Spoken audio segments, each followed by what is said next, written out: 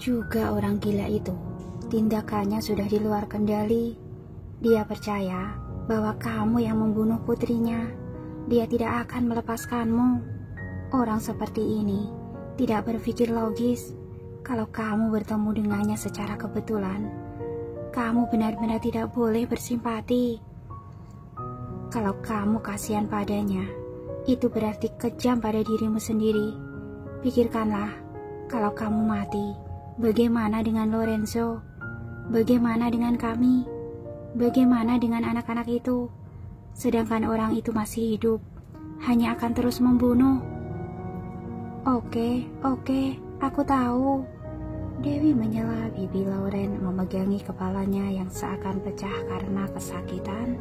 Ia berkata dengan menderita, "Aku sakit kepala, aku tutup teleponnya." Oke, aku tidak mengganggumu lagi.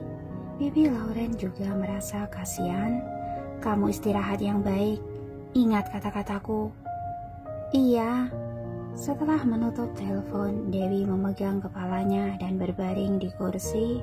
Dia ingin tidur tapi tidak bisa. Adegan kecelakaan Tania muncul lagi di benaknya.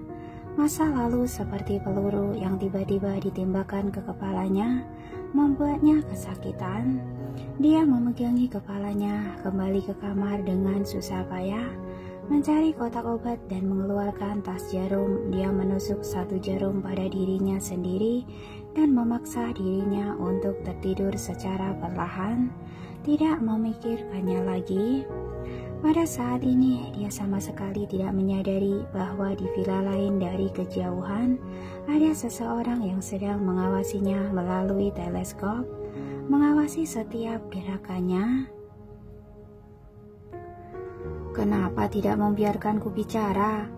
Saat ini, Bibi Lauren dan Brandon yang baru saja pulang ke rumahnya di Switzerland sedang mengkhawatirkan masalah Dewi. Brandon tidak senang karena dia tadi tidak bisa berbicara dengan Dewi di telepon. Bocah, apa kamu bodoh? Di saat genting ini, masih membiarkanmu bicara omong kosong. Bibi Lauren memukul belakang kepalanya. Tenaga yang dikeluarkan terlalu kuat langsung membuatnya tersungkur ke lantai. Brandon bangun dengan malu dan berteriak dengan wajah merah. Lorenzo pukul aku. Bibi juga pukul aku. Kalian semua pukul aku. Pukul saja sampai mati. Bicara omong kosong lagi, aku akan mengusirmu. Bibi Lauren sedang dalam suasana hati yang buruk dan emosinya naik. Brandon mendengus dengan mengerucutkan bibirnya, menahan air mata di matanya, menarik nafas dan menenangkan emosinya dan berkata dengan hati-hati, "Aku juga peduli padanya dan ingin membujuknya." Kamu membujuknya, ada gunanya. Ucapanmu semua omong kosong. Apa kamu bisa mengatakan intinya? Ekspresi dan sorot mata Bibi Lauren merendahkan dan meremehkannya. Bibi, Brandon sangat marah. Anda ini menjatuhkan mental. Sejak kecil sampai sekarang, aku bukan siapa-siapa di matamu. Sudah, jangan bicara omong kosong. Bibi Lauren sedikit kesal. Cepat lakukan panggilan video ke Paman Joshua. Suruh dia segera kembali. Aku harus diskusi dengannya. Lihat bagaimana cara menghadapinya. Orang gila itu bukanlah orang gila biasa. Dia adalah seorang pembunuh kelas atas, juga didukung oleh organisasi pembunuh nomor 1 di dunia. Jika dia benar-benar menemukan Dewi, Dewi akan sangat berbahaya. Aku akan segera telepon. Brandon bergegas melakukannya. Bibi Lauren duduk di balkon sambil merokok, teringat akan adegan 2 tahun yang lalu. Hatinya terasa sangat berat. Hatinya muncul satu ide yang berani. Jika dia memberitahu Lorenzo semua hal ini, apa akan lebih baik dengan adanya perlindungan dari Lorenzo? Tapi ide ini dengan cepat dia hilangkan dari pemikirannya. Meskipun Lorenzo saat ini terlihat tulus pada Dewi, tapi tidak ada yang bisa mengatakan dengan jelas tentang hal perasaan bila terjadi sesuatu di masa depan. Masalah masa lalu ini juga akan menjadi sebuah kelemahan. Lebih baik tidak mengambil risiko itu, selesaikan saja sendiri. Memikirkan hal ini, Bibi Lauren mulai memeriksa jalur khusus kota Bunaken. Mungkin dia sendiri harus pergi ke sana, tapi masih harus menunggu orang tua itu kembali dan mendiskusikannya terlebih dahulu. Brandon dengan cepat menyelesaikan panggilan video dan kembali untuk memberitahu bibinya. Paman Joshua akan segera kembali. Dia akan tiba malam nanti. Orang tua itu bekerja lamban seperti kura-kura. Bibi Lauren mulai mengutuk lagi. Kamu pesan 3 tiket ke kota Bunaken. Kita perlu melakukan persiapan. Baik. Saat Brandon hendak memesan tiket pesawat, telepon pun berdering. Paman Joshua menelpon dan berkata dengan histeris bahwa ada ledakan di panti asuhan. Brandon sangat kaget dan buru-buru memberitahu Bibi Lauren tentang berita itu. Bibi Lauren segera pergi ke sana bersama dengan Brandon. Untungnya tidak ada anak yang terluka di panti asuhan, hanya 2 anggota staf yang terluka, salah satunya luka parah dan dikirim ke rumah sakit untuk perawatan medis. Polisi setempat tiba dan sedang menyelidiki situasinya. Bibi Lauren terus menerima telepon. Kecelakaan terjadi di beberapa panti asuhan lainnya satu demi satu. Keracunan makanan, ada orang sakit jiwa mendobrak masuk dan melukai anak. Dan satu lagi yang lebih keterlaluan, sebuah truk besar langsung menabrak panti asuhan. Mendengar kabar tersebut, Bibi Lauren sangat cemas. Ia, Brandon, dan Paman Joshua masing-masing bergegas ke panti asuhan untuk memeriksa situasi dan mengurus masalah. Selama beberapa jam, ketiganya melakukan panggilan video untuk bertukar informasi. Sejauh ini tidak ada anak yang terluka. Meski ada beberapa staf yang terluka, tapi tidak dalam bahaya. Itu termasuk sebuah berkah. Paman Joshua membuat keputusan yang tegas. Ini adalah kekacauan yang terorganisir dan terencana. Tujuannya adalah untuk mengancam kita. Menurutku, ini mungkin ada hubungannya dengan orang gila itu. Tapi, bagaimana dia tahu bahwa panti asuhan ini adalah milik Dewi? Dan bagaimana dia tahu alamat panti asuhan ini? Bibi Lauren buru-buru bertanya. Dewi selalu merahasiakan sesuatu dengan baik. Saat itu, dia bertemu dengan kita hanya sekali saja. Seharusnya dia tidak tahu tentang ini. Organisasi Dark Knight bersembunyi di seluruh dunia dan memiliki departemen informasi profesional. Kemampuannya jauh melebihi FBI. Oleh karena itu, tidak sulit bagi mereka untuk menyelidiki seseorang. Paman Joshua menganalisis dengan logis. Untungnya, Dewi mendengarkan kata-kata kita saat itu. Selalu merahasiakan identitas dan urusan panti asuhan, jadi agak sulit untuk diselidiki. Oleh karena itu, 4 panti asuhan yang terlibat dalam kecelakaan ini semuanya berada di Switzerland. Tempat lainnya untuk sementara tidak masalah. Kalau begitu, mereka hanya menemukan sebagian dari informasi Dewi, dan ada sebagian yang belum sepenuhnya mereka tahu. Tanya Bibi Lauren. Seharusnya begitu. Paman Joshua mengangguk. Selain itu, pihak lain mengeluarkan peringatan, mungkin untuk mengalihkan perhatian kita, sehingga kita tidak ikut campur dalam urusan Dewi. Juga ada arti lain, yaitu untuk memperingatkan kita. Nada suara Bibi Lauren sangat serius. Tidak ada anak yang terluka dalam ledakan ini, tapi begitu membuatnya marah. Lain kali, tidak akan seberuntung ini lagi. Benar, jadi kita tidak bisa pergi. Panti asuhan membutuhkan perlindungan kita. Paman Joshua juga berpikir demikian.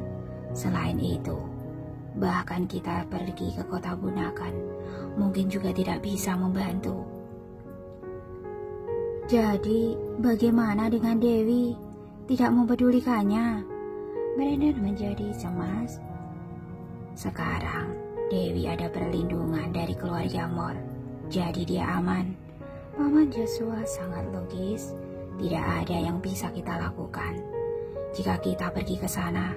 Selain itu, yang paling dia pedulikan adalah panti asuhan.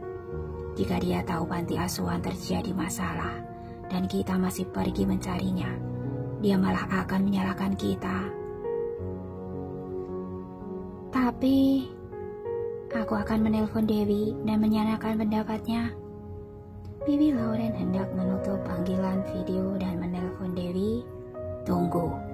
Paman Joshua segera menghentikannya. Jangan beritahu Dewi tentang masalah ini dulu. Dengan temperamennya, jika tahu panti asuhan terjadi sesuatu, takutnya operasinya tidak akan ia lakukan dan akan langsung kemari. Benar juga. Bibi Lauren agak cemas. Lalu bagaimana? Aku sangat khawatir dia sendirian di sana. Kamu telepon lagi besok. Beritahu dia untuk tidak meninggalkan kawasan perlindungan keluarga Mor. Selama tetap di sana, dia akan baik-baik saja. Paman Joshua memberi saran. Hari ini aku sudah memberitahunya tentang ini, tapi aku masih khawatir. Bibi Lauren sangat gelisah. Bahkan dengan adanya perlindungan keluarga Mor, orang gila itu tidak bisa mendekat. Tapi bagaimana jika ada bantuan dari orang-orang Dark Knight? Dark Knight adalah organisasi pembunuh kelas atas dunia. Orang-orang keluarga Mor mungkin tidak akan bisa menghadapinya. Kamu berpikir terlalu jauh. Paman Joshua sangat yakin meski organisasi Dark Knight sangat hebat, tapi juga tidak mungkin menyinggung grup Mor. Lalu, kenapa organisasi Dark Knight mau membantu orang gila itu memeriksa identitas tabib dewa? Tanya Bibi Lauren.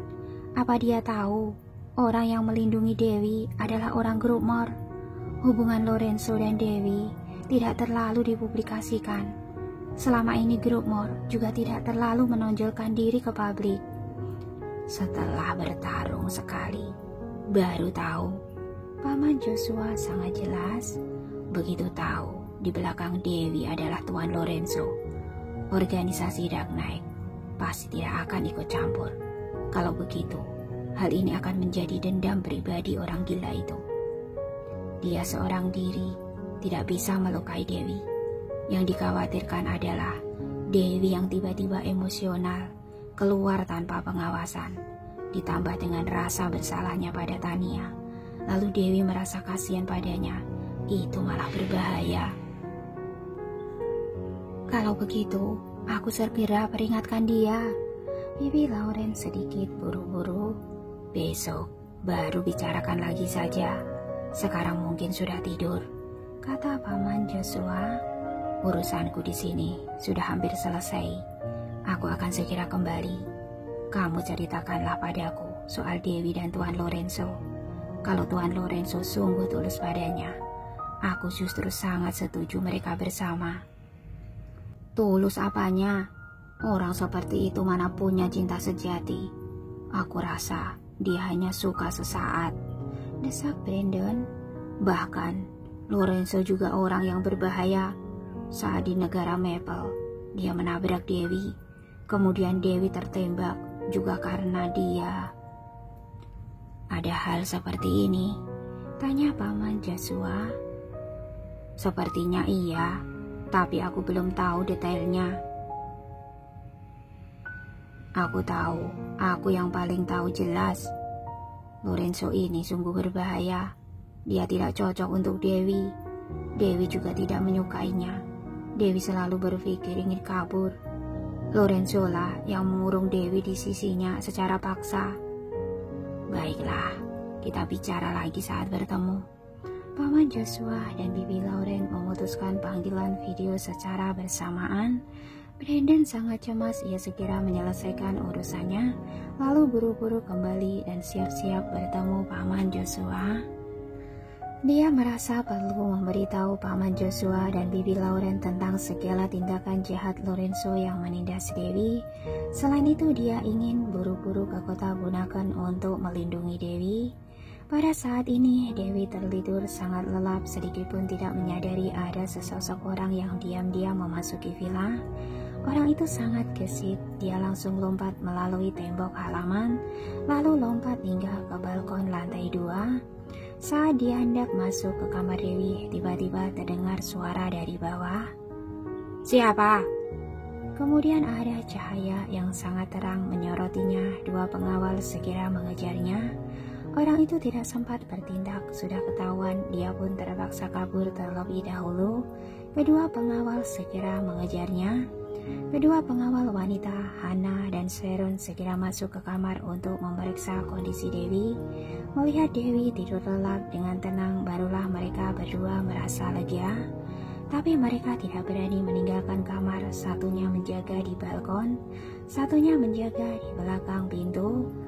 Setengah jam kemudian, pengawal yang mengejar orang itu kembali dan melapor pada Sony. "Kak Sony, orang itu sudah kabur. Lihat CCTV, lihat siapa dia sebenarnya," perintah Sony. "Baik, yang lain waspada penuh, tetap hati-hati dan lindungi Nona Dewi." "Siap." Setelah semuanya bubar, Sony melapor kondisi malam ini pada Jasper dan Jeff. Ketiganya melakukan panggilan telepon. Setelah mengetahui situasi, Jeff bingung. Aneh, sebenarnya siapa yang mau menyerang Nona Dewi? Apa Ivan? Atau orang dari 3 keluarga besar? Kalau mereka, tidak mungkin hanya satu orang, kata Jasper dengan tenang. Mungkinkah musuh Nona Dewi? Kenapa Nona Dewi bisa punya musuh? Jeff merasa aneh, dia hanya seorang tabib. Selain itu identitasnya sangat dirahasiakan. Benar juga. Sony, jaga Nona Dewi baik-baik. Aku utus beberapa orang lagi ke sana, kata Jasper. Baik. Setelah menutup teleponnya, Sony berencana untuk berpatroli lagi di sekitar villa untuk berjaga-jaga.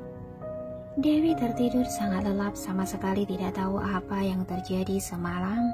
Saat bangun di pagi hari, dia sedikit tertegun melihat Hana dan Sharon di kamar. Hana buru-buru menjelaskan, "Nona Dewi, semalam ada orang yang ingin menerobos masuk ke kamarmu, tapi ketahuan oleh Kak Sony. Kami takut terjadi sesuatu, jadi kami menjaga Nona di kamar. Semoga tidak mengganggu istirahat Nona." "Tidak," Dewi tertegun mendengarnya. "Kamu bilang ada orang yang ingin menerobos masuk ke kamarku. Siapa?" "Jika melihat bayangannya, dia pria. Hal lainnya masih sedang diselidiki," kata Hana. "Kak Sony sudah minta orang mengejarnya, tapi tidak berhasil ditangkap." Mendengar hal ini, Dewi mengerutkan dahinya. Sebenarnya siapa? Tok tok tok. Saat ini dari luar terdengar suara ketukan pintu. Kelly meminta pelayan melayani Dewi mandi dan berganti pakaian. Hana dan Sharon pamit. Dewi berterima kasih dan berpesan pada mereka untuk beristirahat.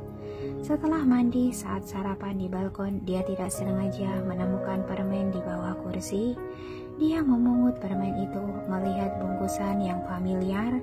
Dalam sekejap, raut wajahnya menjadi murung, ingatannya kembali ke 2 tahun yang lalu.